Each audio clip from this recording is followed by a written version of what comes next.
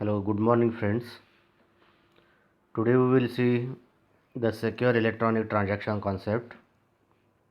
So, shortly it is called as the SET set.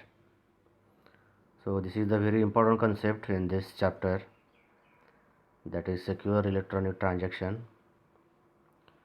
So, we will see the details of this concept. So, what is the secure electronic transaction? See, it is an application layer security mechanism consisting of a set of protocols. So it protects credit card transaction on the internet. Friends, we know about that the credit card transaction. We all are using the online banking system. ATM card we are using. We know about the credit card, debit card. Okay. The bank is going to issue the credit card to the customer. Okay, these are the some facility provided by the bank to the customer. And how these credit card transactions they are going to perform on the internet. Okay, that thing we are going to learn in this a secure electronic transaction. So who provides the credit card, or which companies they are going to involve in this a secure electronic transaction? You know about MasterCard, Visa, IBM, Microsoft, Netscape, RSA, Cybercash, NetBill. Basically, these companies are involved in this. Not an ordinary payment system. So the secure electronic transaction is not related to the ordinary payment system. For example, the traditional banking system. So wherever you are going to transfer the money using the internet, then the thing comes the secure electronic transaction. It has a complex technical specification. So the participants of this secure electronic transactions are more. So we'll see the one by one which are the different participants are involved in the secure electronic transaction.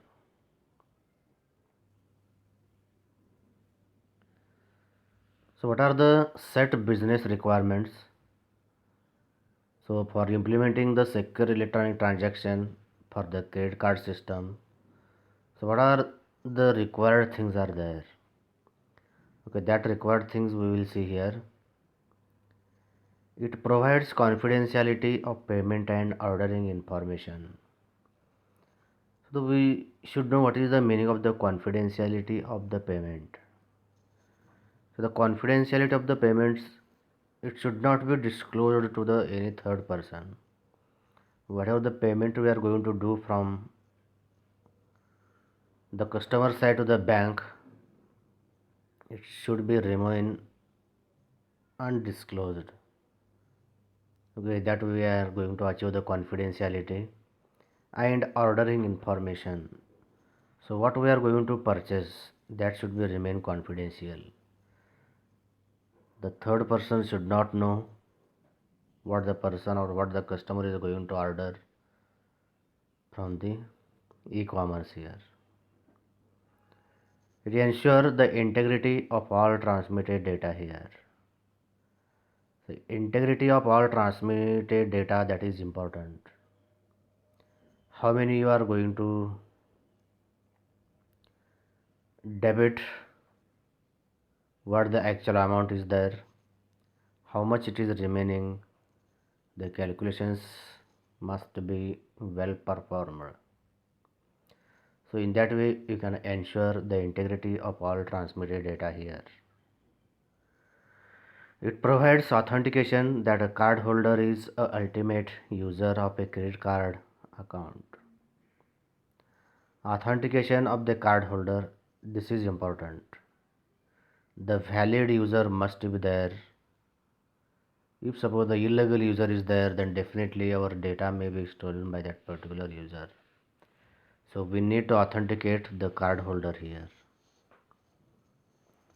It provides authentication that a merchant can accept credit and trans- card transaction through its relationship with a financial institution. So it provides authentication that merchant can accept. So whatever the merchant is there, the merchant should accept the credit card transactions through its relationship with a financial institution. So the merchant is the middle one for trans for transmitted or whatever the transmission of the data may be there. So these are the basically set business requirements we are going to list out. That is confidentiality, integrity, ultimate user, and relationship with a financial institution. Now, secure electronic transaction protocol. So, what is the secure electronic transaction protocol here? That we can see here. The first of all, the confidentiality.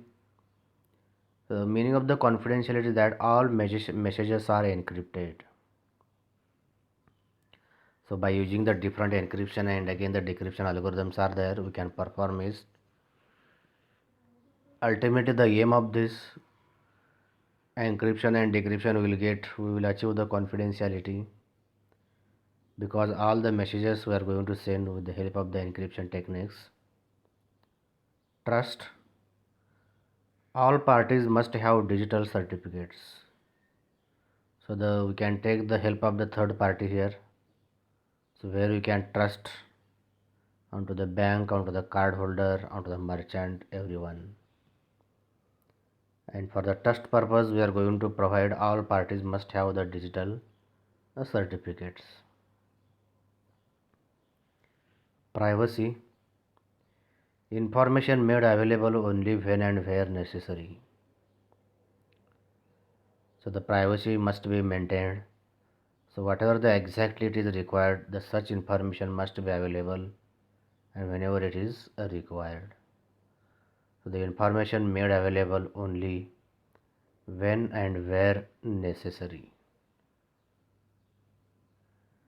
It is developed by Visa and MasterCard. It is designed to protect credit card transactions.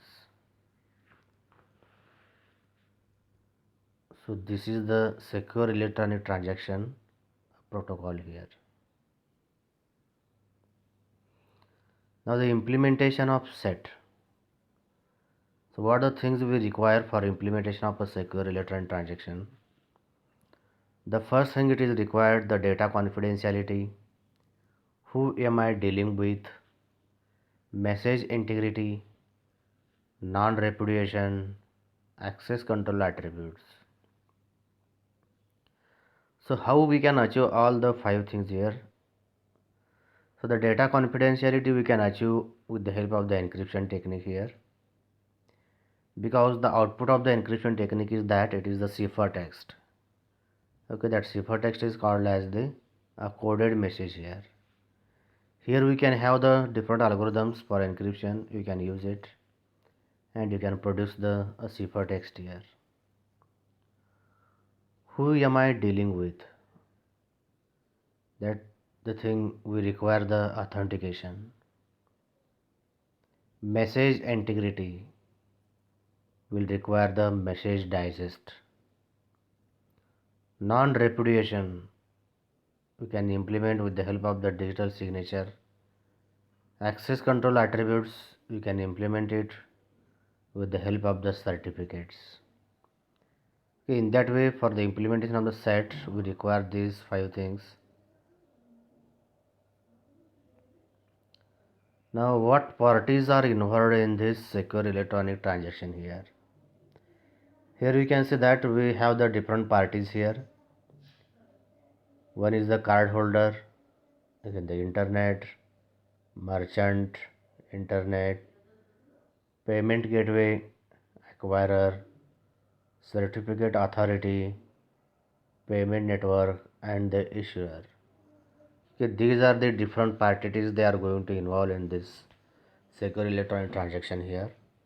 The card holder is nothing but this the actual user who is having this card, credit card, and he is going to put the order for different goods here. So the merchant is the one middleware who is acting to the bank and again to the card holder with the help of the communication channel. Again, the certificate authority is there. The certificate authority is linked with the acquirer and again the issuer. Okay, these are some different parties. They are going to involve in this secure electronic transaction here.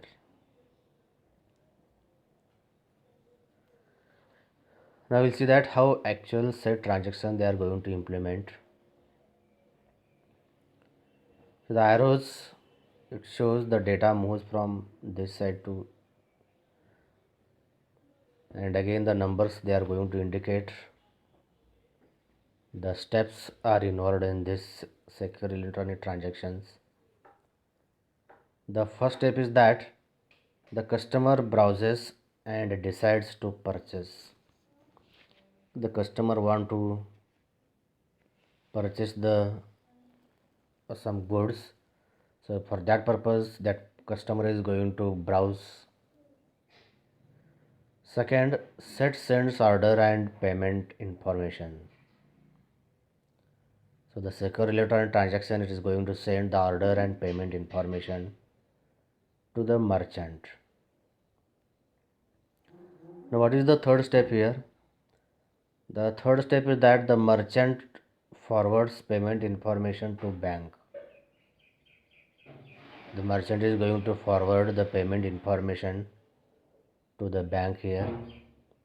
So what does the bank here? So the bank checks with issuer for payment authorization. So for that purpose the merchant's bank is going to access to the customer's bank here. That is the issuer. Now after the first step, what the customer's bank or the issuer will say that issuer authorities payment. So the issuer authorizes the payment here, and again that request goes to the merchant's bank here. Now what the bank authorizes the payment. Okay, the bank is going to authorize the payment here, and the merchant completes the order. So the merchant is going to complete the order, 7th step. Now the 8th step is that the merchant captures transaction. And the last one is that the issuer sends credit card bill to customer. Means in that way the different 9 steps are involved to complete a secure electronic transaction. Here you can see that there are two banks are there. One is the customer's bank and again another one is the merchant's banks are there. Okay, we need to have the collaboration with each other. Then and then only we can implement the secure electronic transaction here.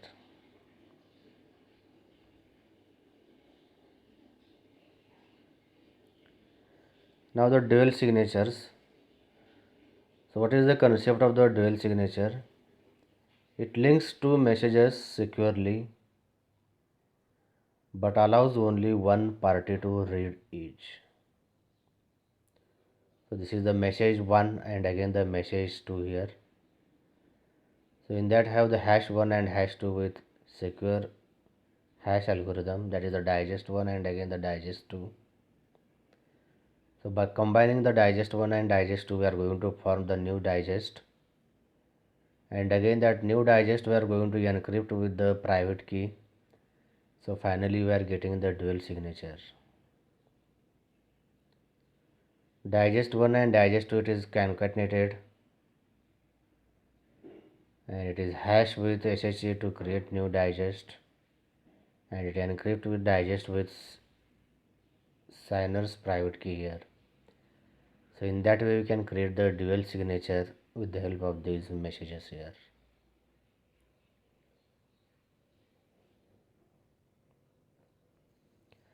Now the dual signature for set. So what is the importance of the dual signature to the secure electronic transaction here. Here you can see the concept. What is the concept here? As we saw earlier, we are going to link two messages intended for two different receivals. The one is the order information, that is the OI, customer to merchant,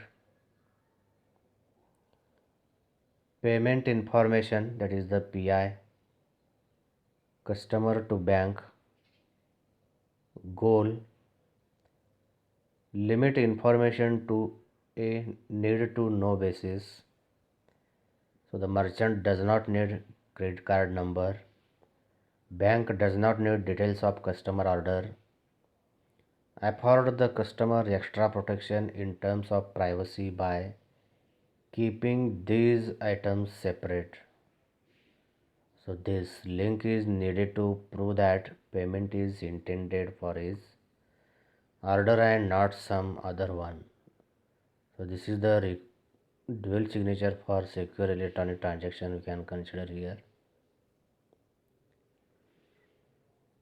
Now what is the operation of the dual signature operation here? Here you can set that the PI and again the OI that we saw earlier. It is going to provide the H, that is the hash value, and it is concatenated with the hash again, and again finally we are going to encrypt by using the private key, it is the signer's private key, and finally we are getting the dual signature. So the operation for dual signature is as follows, that is take the hash SHA1 of the payment and order information. These two hash values are concatenated, that is H of PI is concatenated with H of Y, and then the result is hashed. So the customer encrypts the final hash with a private key, creating the dual signature. So that is DS equal to encryption with the help of the KRC of H of PI is concatenated with H of Y. So the bracket completes. So this is the dual signature operation we can see here. Now the purchase request customer. So how it works, the purchase request customer? So the purchased request customer, it works is like that. The dual signature going to perform, and it comes with the help of the encryption with the private key and again the public key. So it requests the message, that message in the form of the digital exchange plus PIMD plus OI plus dual signature plus card holder certificate. So the finally will get the received by merchant. So you can see here what is the long forms here.